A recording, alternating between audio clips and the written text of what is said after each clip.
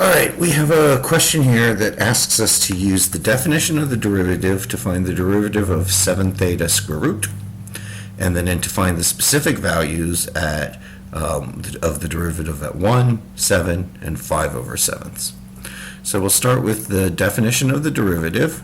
With p as a function of theta, we'll take the limit as h approaches 0, and we'll do p of theta plus h minus p of theta all over h.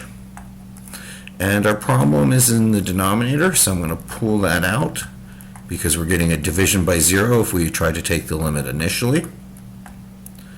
And then I'm going to have 7 theta plus h minus 7 theta.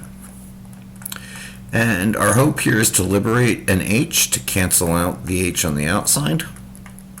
So I'm going to multiply by the conjugate.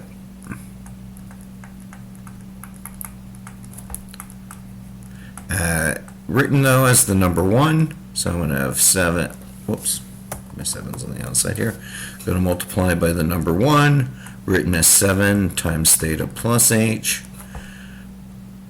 plus 7 theta all under the square root over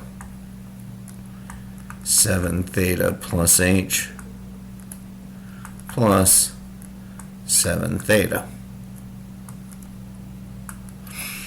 And because this is using the conjugates use the principle of the difference of squares, I'm going to get upstairs this times this will give me 7 theta plus h minus 7 theta over my denominator, which I'm going to leave in this form.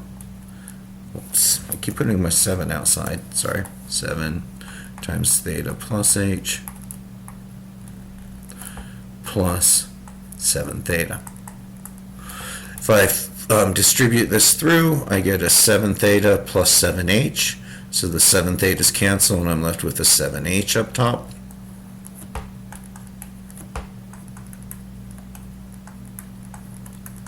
And then in downstairs I have 7 times theta plus h plus 7 theta. So now I can take my limit once I cancel these out. All right, those cancel out. And so I'm going to get 7 over the square root of 7 theta plus 7 theta, or 7 halves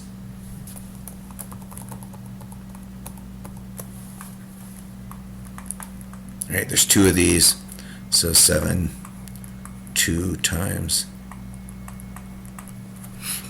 square root 7 theta. So we now have a term for the derivative.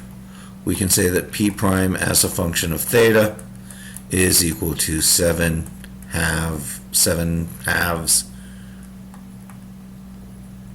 root 7 theta. So when p prime is 1, we get 7 halves over square root of 7.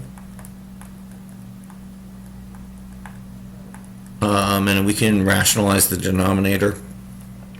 So root 7 upstairs, so we can get 7 root 7 over 28, or root 7 over 4.